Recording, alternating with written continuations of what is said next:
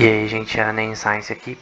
No vídeo de hoje a gente vai falar um pouco mais sobre o Niels Abel, né? Nossa série sobre os matemáticos mais ferrados da Revolução Francesa, né? A gente falou do Évariste Galois e da Sophie Germain, e agora o Niels Abel. E a gente tava falando sobre a vida do avô do Abel, né? E depois o pai dele herdou a igreja do seu avô, se tornando presbítero. Se formou e tal, em filologia e teologia, como a gente falou anteriormente, nessa igreja que está na foto, né? E provavelmente esse formato, tudo que está ao redor, mais ou menos era o que Abel tinha, provavelmente, na sua época, né? Porque de 1800 para 1900 não é muita mudança, assim, na questão estrutural da cidade ainda. Até a igreja atual, a gente viu que tá mais ou menos igual, mas enfim. O pai de Niels Abel, ele herda essa igreja, só que ele não foi tão bom quanto seu pai. O livro que a gente citou, que a gente vai citar de novo, fala um pouco sobre a sua forma de conduzir tanto a igreja quanto as questões locais, porque a igreja tinha uma, uma, uma questão estatal, era uma igreja luterana, né? Era protestante, mas ela tinha um poder local e o pai de Abel ele era relativamente famoso na cidade, né? Em Oslo, no caso. E aqui só uma frase do livro que a gente estava citando, né? Mathematician Extraordinaire, do Orr. E basicamente ele vai falar um pouco sobre o que Abel fez. Se vendeu pro rei da Suécia, né? Naquela época não tinha presidente ainda. Pro rei da Suécia, que a Suécia tava... E a Dinamarca, se não me engano... Não, a Suécia em si estava pondo pressão na Noruega, né? Que era onde eles moravam, né? E meio que o pai de Abel, filho do avô de Abel, né? Que era um bom pregador, né? Ele meio que se vendeu, né? E todo mundo tinha essa questão, talvez, que ele meio que se vendeu. E aí o Orr vai dizer um pouco sobre isso, né? Que ele, fazendo isso, né? Tendo se submetendo ao rei da Suécia, ele teve uma reputação nacional, mais que seu pai até. Só que talvez o pai dele não veria isso da maneira correta, né? Ele se vendeu por dinheiro na prática, né? Porque ele não deveria ter feito isso na prática. Foi antiético, talvez, com a nação dele. E basicamente está escrito ali na parte do final, né? Citando um versículo, né? Para que o. Nesse caso, a parte roxa e a parte verde. Porque adianta o homem ganhar dinheiro, né? Ganhar o mundo todo e perder a sua alma, né? O que ele dará em troca da sua alma. Então, remetendo a um texto dos evangelhos, né? Relacionado.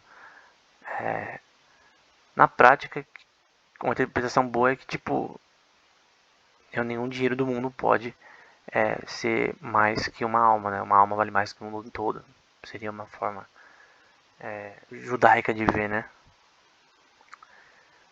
Também protestante, talvez poderia interpretar dessa forma, né? Mas realmente, uma alma vale mais que o mundo todo, já que o mundo, biblicamente, vai passar, né? Agora a alma de alguém dura para sempre, né? Na posição teológica. E o que aconteceu com o pai do Abel que vai levar até sua morte, até? Uma morte por difamação. Semelhante ao que aconteceu com o pai do Évariste Galois. Então vai falar aí na parte em vermelho, né? Que um escritor anônimo fez uma análise, provavelmente de um livro que o pai do Niels Abel escreveu, sobre questões religiosas. E aí ele falou mal do livro e tal, vai falar na parte roxa que ele denunciou o livro como ter uma coisa racionalista e herética, dando com uma total ingenuidade extraordinária e que poderia tipo destruir a criação das crianças na Noruega, né? Com certeza essa palavra é um pouco parece de talvez de alguém que de repente tinha inveja dele. Ele era um cara famoso, então provavelmente tinha pessoas que realmente não gostavam do seu poder naquele estado, né?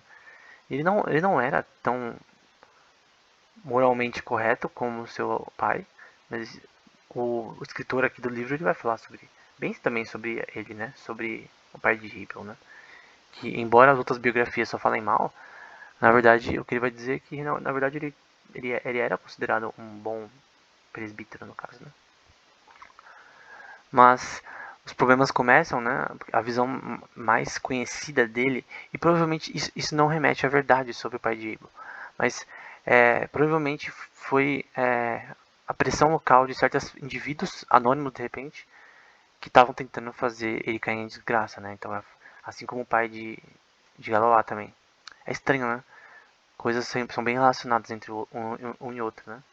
Nesse caso com seu pai. Uma morte trágica, né? Assim como o de Galois.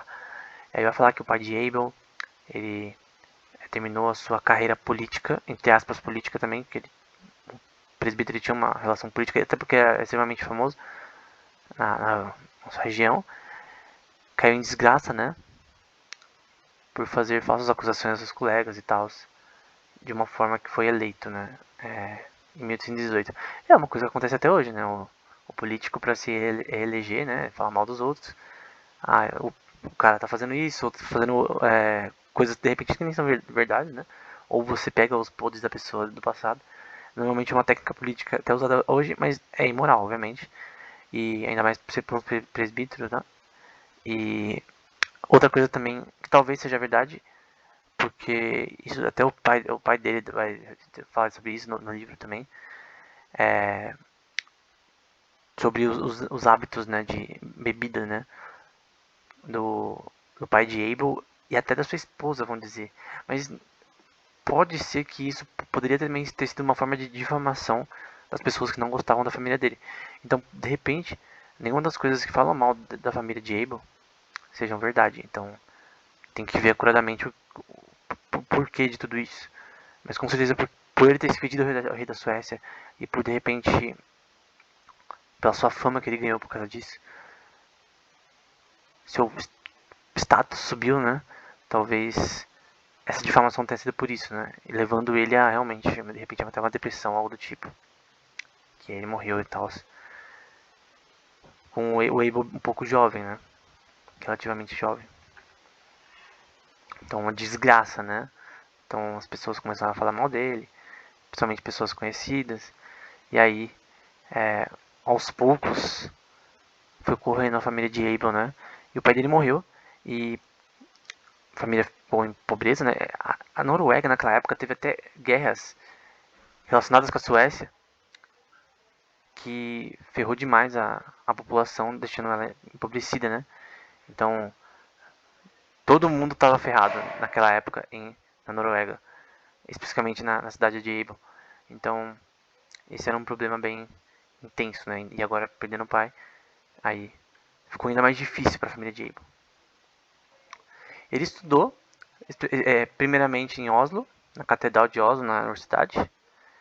E ele estudou por um tempo, em 1921 mais ou menos, e ele saiu depois para outra universidade. E essa universidade que a gente vai citar vai ter um cara chamado Peter Bader, que vai ser um professor não muito bom, né? O livro de Orr vai falar sobre, que é o livro que a gente citou anteriormente, né? Esse livro aqui, ó, tá na descrição, aí embaixo. Ele vai dizer que Peter Bader ele batia nos alunos, mas de uma maneira mais tryhard do que nossos avós, né? Ao ponto de fazer eles sangrarem e tal. Toda vez que o aluno era ruim na escola, né? No caso o Abel no começo nem tanto. O, o problema de Abel era em grego e latim. E ele batia nos alunos. Normalmente ele não batia no Abel por causa de matemática, porque ele era bom, mas enfim. Com o tempo começou a bater nele também por causa do grego e latim. Então naquela época era bem chato estudar nesse tipo de instituição, né? Você é ruim e ainda apanha, né? Mesmo ele depois sendo muito maior do que o Peter Bailey. E ele vai chegar até a bater tanto no aluno que o aluno morreu até. Então, nossa, é verdade, tipo, como assim? Realmente isso aconteceu. Tipo, ele foi expulso, obviamente, da escola. Ele devia ser preso, né? Mas, enfim, foi expulso da escola. E aí, um cara chamado Bernard Michael Homebowl, que vai ser assistente de um cara especial relacionado à astronomia, vai ser um dos professores mais importantes de Abel e amigo durante toda a sua vida. Tanto que ele vai ser o cara que vai escrever o obituário de Abel, depois da sua morte, e ele vai ser o cara que vai publicar todas as suas obras, coletar todas as suas obras e publicar em 1839. Então, um cara extremamente importante para a vida de Humboldt, tanto no seu desenvolvimento e até, de certa forma, de conseguir investimento para sua pesquisa, né? Porque depois que o Peter Bater foi demitido, né, e tanto o Humboldt quanto um investimento por parte do colega de Humboldt. Então, essa aqui é só uma ilustração de um professor ensinando, né? Então, Humboldt seria o cara que vai ensinar essa criança aí chorando na merda, né? Com com problemas extremamente ruins, familiares e também na sua instituição, né? Que agora está sendo renovada. E aí ele conseguiu uma bolsa, né? Para ele na Universidade de Cristiânia, né? Um belo nome, não? Um nome bem protestante, né? Cristiânia. E basicamente era em Oslo. É uma universidade bem melhor do que onde ele estava. Tipo, não tinha universidade na cidade de Able, mas essa daqui é melhor do que ela estava antes, na catedral. Então, dá pra ver aí bem assim, uma arquitetura bem renascentista. Aí ó, dá pra ver misturada com um pouco da Grécia, né? Bem bonita. E aqui também, né? Uma mais recente, né? Então dá pra ver que bem bonita. E ela vai pra lá em 1821 e se forma em 1822. E no final dos estudos dele nessa instituição que ele já escreve um artigo muito importante que a gente vai ver mais pra frente. Ele vai publicar na verdade esse artigo com o Ferdinand Dagen num jornal da Noruega na época. E ele vai falar sobre o primeiro paper do Abel, né, falando sobre algumas correções, né. Ele vai falar todo desenvolvimento, né, tem grandes consequências, né, para análise e para coisas na matemática relacionada à análise mecânica. Isso relacionado a integrais elípticas, né? E esse negócio de entender movimentos de elipses é importante para a astronomia, que ele vai publicar um paper relacionado a isso depois. Um investigador sério, com qualificações para pesquisa desse tipo, não deveria ser restringido pelas propriedades belas, né, dessas funções, mas poderia descobrir algo extremamente importante, expandir um oceano analítico tremendo, né? Então, elogiando aí o paper de Abel, embora tentando corrigir também alguns problemas. E quem vai investir nas pesquisas de Abel vai ser o Christopher Hastings. Ele é colega, meio que chefe do Humboldt, e ele vai investir nas pesquisas de Abel, né? Depois de saber sobre as suas pesquisas recentes, que vai ser relacionado a isso, né? O primeiro memoir dele, demonstrando a impossibilidade da resolução de equações gerais de quinto grau, né? Isso aqui vai ser muito importante para Galois, né? Galois ele vai usar um material posterior desse, porque o Galois vai usar um material pós-mortem do Ibel, né? Que vai ser publicado em 1930. 1830. Não é esse daí especificamente. Esse daqui vai ser melhorado e tal. Mas é bem legal, 7 páginas. Esse memoir. E é bem fácil de ler, não é difícil. Comparado com outros que ele escreve. Então esse artigo teve uma grande influência em Galois, embora uma versão posterior. Relacionado a funções elípticas, né, ele escreveu muito sobre isso, né, e vai ser usado por Bernard Riemann, né, posteriormente também. as funções elípticas relacionadas a Abel, e até a teoria dos grupos. E aqui dá para ver que foi publicado num jornal de astronomia, né? Então dá para ver como as aplicações do material dele nesse tema focado na astronomia, então bem legal. Aqui também sobre funções elípticas. Esse daqui eu não consegui ler porque ele só tem a primeira página da The Gruyter, tem que pagar, acho que $22 para ler, então eu não vou conseguir falar muito sobre ele. E por fim, aqui a gente tem gratuitamente na Play Store, se você colocar Newsable, vai aparecer um dos trabalhos que vai aparecer, alguns em alemão, e esse daqui na verdade nem sei se é alemão aquilo ali, né? Mas esse daqui em francês, então é mais fácil de ler, que é o trabalho completo de Abel, publicado pelo Hombo, então o seu amigo, publicado em 1839. E no próximo vídeo, o que a gente vai fazer, a gente vai analisar todos os trabalhos de Abel, eu vou resumir, obviamente. Além, ele trabalhou um pouco no último teorema de Fermat, funções elípticas, teoria dos grupos, no caso da questão da equações de quinto grau ou mais, de provar que era impossível resolver equações de quinto grau ou mais usando raízes, né? E basicamente é isso que a gente vai ver no próximo vídeo, né? A soma de todos os seus trabalhos, porque eu poderia até terminar aqui e já falar sobre a morte dele e tal, só que eu prefiro falar com completude sobre todos os trabalhos dele, pra gente ter algo mais completo. Então vai demorar um pouco esse vídeo, daqui a umas 2, 3 semanas, mas é isso, até o próximo vídeo.